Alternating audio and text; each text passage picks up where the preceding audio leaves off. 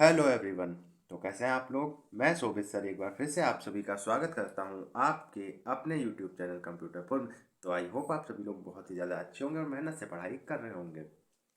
तो जैसा कि आप सभी को पता है, हम लोगों ने अपना न्यू टॉपिक एक स्टार्ट किया था, जो कि था अनेक शब्दों के लिए एक शब्द, जिसके हम लोग अप्रॉक्सीमेटली 2 वीडियोज़ कंप्लीट कर चुके थे। ये हम लोग का 3rd वीडियो होने वाला है। जैसा कि आप लोगों को बता दूं, देखिए, जानकारी के लिए आपको रिव्यू करा देता हूँ, जिससे आपको जानकारी रहे कि हम लोगों ने कितना पढ़ लिया, कितना सिलेबस अभी बाकी है।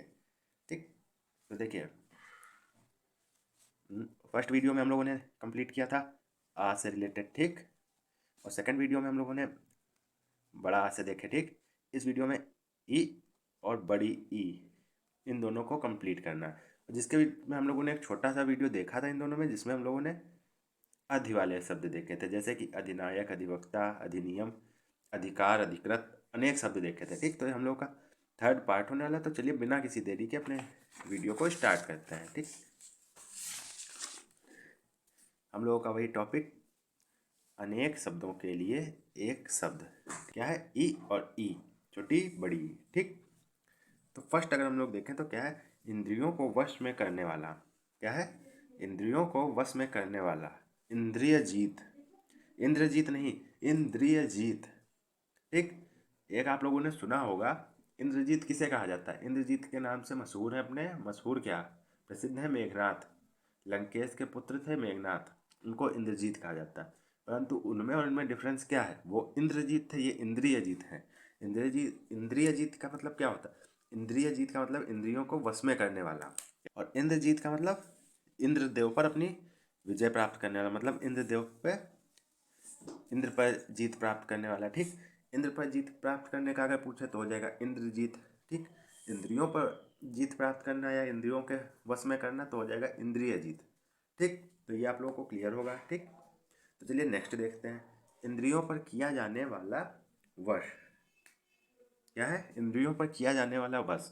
यदि आपको इंद्रियों को वश में करना है, ठीक, इंद्रिय जीत बनना है, तो आपको सबसे पहले ये तो जानना होगा इंद्रियों पे बस कौन सा चलता है, कैसे किया जाता है, पूरा आपको सब पूरी प्रोसेस जाननी पड़ेगी ना। बिना प्रोसेस के तो आप कुछ नहीं कर सकते। जब तक आपको सही से ना पता हो तो आप अपने मोबाइल का लॉक नहीं खोल सकते। तो ये तो इंद्रियां हैं, तो इन पर कैसे विजय प्राप्त करेंगे, इनको कैसे वश में करेंगे, तो इन सब चीज़ों को समझने के लिए एक एक चीज़ समझेंगे। तो ये देखिए, हम लोगों ने एक ही साथ ये इंद्रिया वाले जो हैं एक ही साथ रखें कि ये आप लोगों को कोई कन्फ्यूजन ना रहे, डाउट ना रहे, आप लोगों को क्लियर समझ आ जाए। तो क्या है, इंद्रियों पर किया जाने वाला वश। तो उस वश को क्या कहते हैं, इंद्रिया विग्रह। क्या कहते हैं, इंद्रिया विग्रह।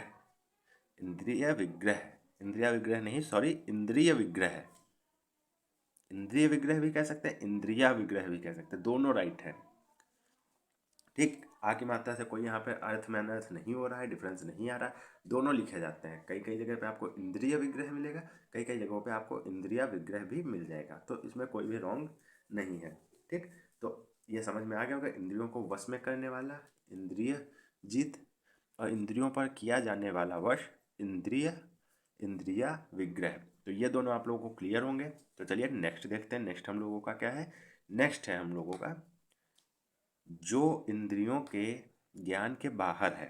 क्या है, जो इंद्रियों के ज्ञान के बाहर है।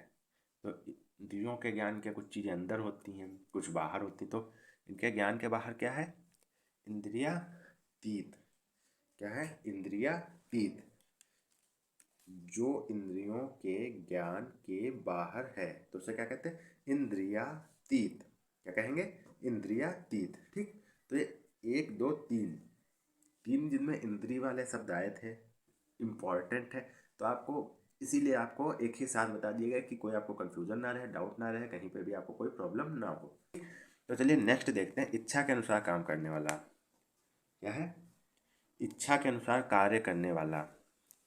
तो एक तो इसका हो जाता है आपका इच्छाधारी। ठीक। परंतु अगर मैं सच बताऊं तो इसका इच्छाधारी ये कुछ केसेस में रॉन्ग माना जाता है, कुछ केसेस में, हर जगह नहीं, कुछ केसेस में रॉन्ग माना जाता है। तो इसके लिए आप लोग एक लिख लीजिए, इच्छाचारी। ठीक।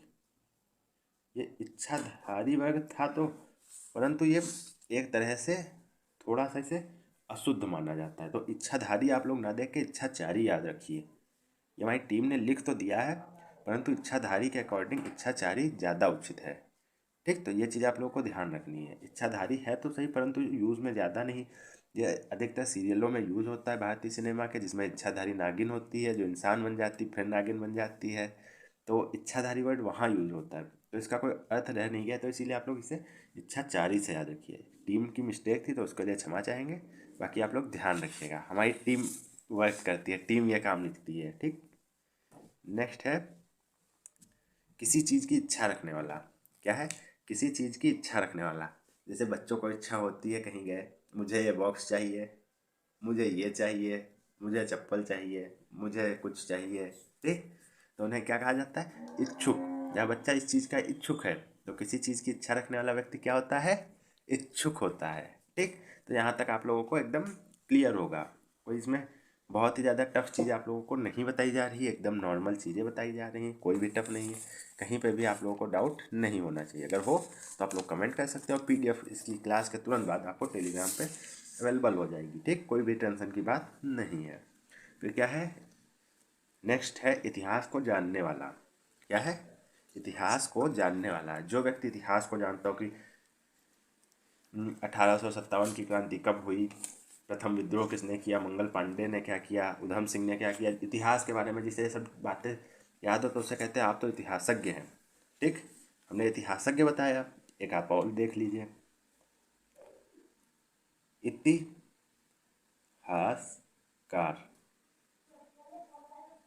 हमने अब एक आप लोगों से क्वेश्चन भी है, अब जब पढ़ाया गया आप लोगों को तो ये बता सकते हैं। इतिहास को जानने वाला इतिहासज्ञ होता है। ठीक, इतिहास को जानने वाला व्यक्ति इतिहासज्ञ होता है, तो इतिहासकार क्यों नहीं? इतिहास को जानने वाला इतिहासज्ञ होता है, इसको इतिहासकार हम लोगों ने क्यों नहीं कहा?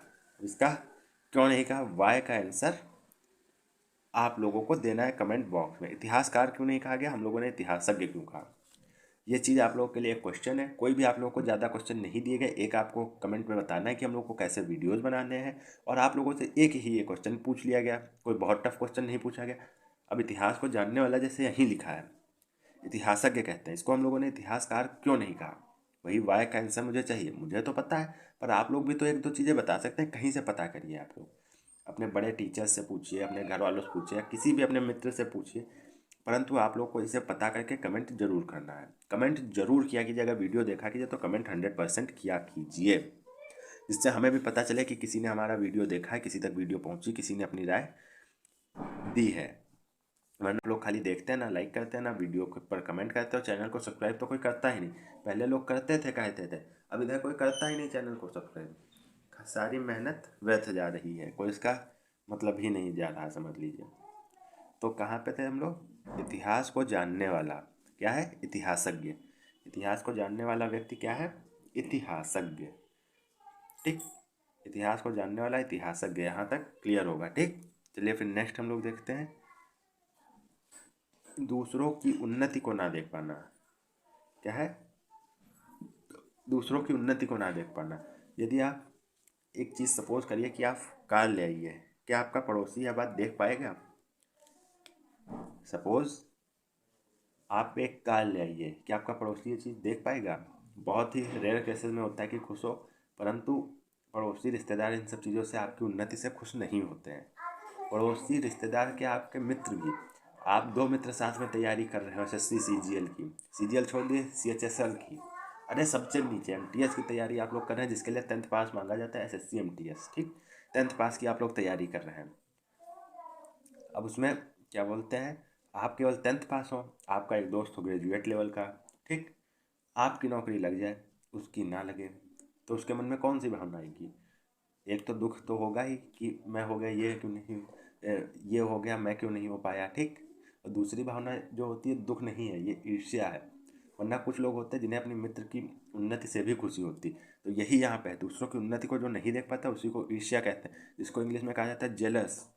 वो जेलस फील कर रहा है, जेलस है। ठीक, तो दूसरों की उन्नति बहुत ही कम लोग देख पाते हैं। आपके जो बहुत ही खास होंगे, जो है माता पिता है, और एक दो सच में जो असली के शुभचिंतक होंगे, ठीक, वही देख पाएंगे। वरना शुभचिंतक की तो परिभाषा ही बदल गई।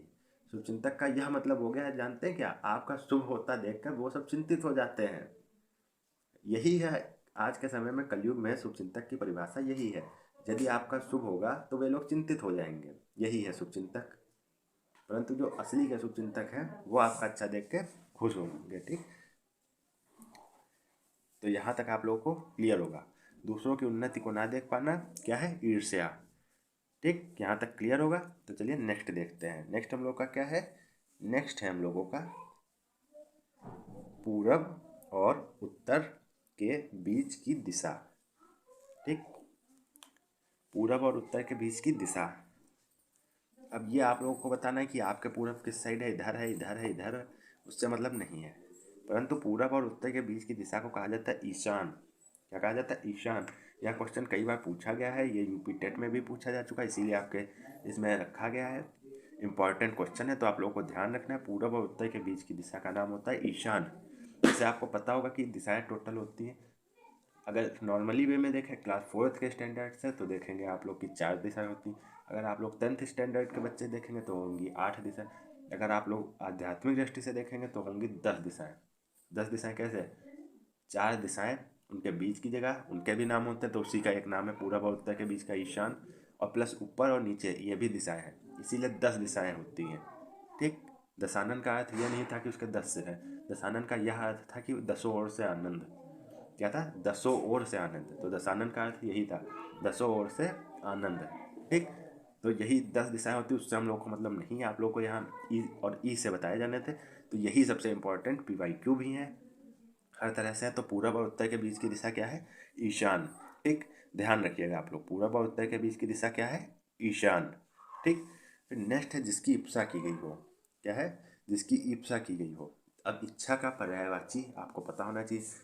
इप्सा कुछ और नहीं है, इच्छा का ही एक तरह से पर्यायवाची है, तो आप लोगों को ध्यान रखना है। तो इसीलिए इसको इप्सा को कहा गया है ईप्सित।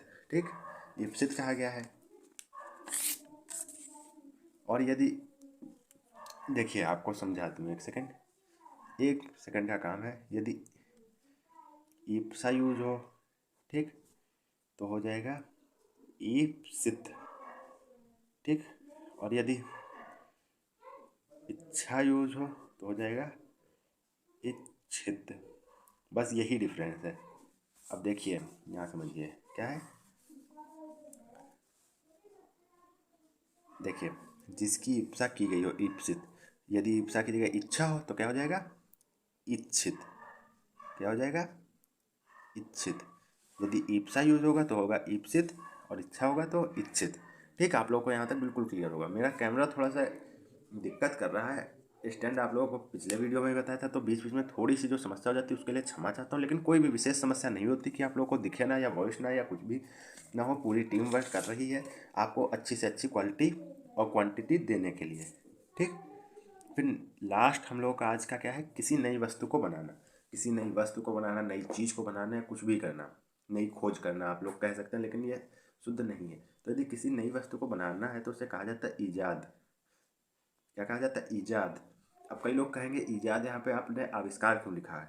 अब कई लोगों का प्रश्न चिन्ह बहुत बड़ा सा लगेगा, बहुत बड़ा सा प्रश्न चिन्ह लगेगा। क्या लगेगा, जब आपने सर हम लोगों को छोटी ई पढ़ाया, बड़ी ई पढ़ाया, तो इसमें आविष्कार का क्या था, आविष्कार का क्या रोल था। तो सुनो बेटा, हम लोग पढ़ रहे हैं हिंदी। क्या पढ़ रहे हैं, हिंदी, उर्दू नहीं। ईजाद उर्दू का शब्द है।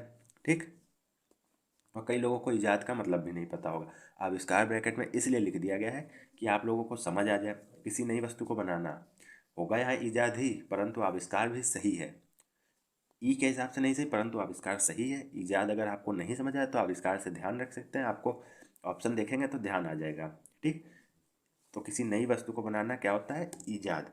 तो आज के वीडियो में हम लोगों ने देखिए छोटी और बड़ी से रिलेटेड समस्त देखे। तो आई होप आप लोगों को आज का वीडियो अच्छा लगा होगा।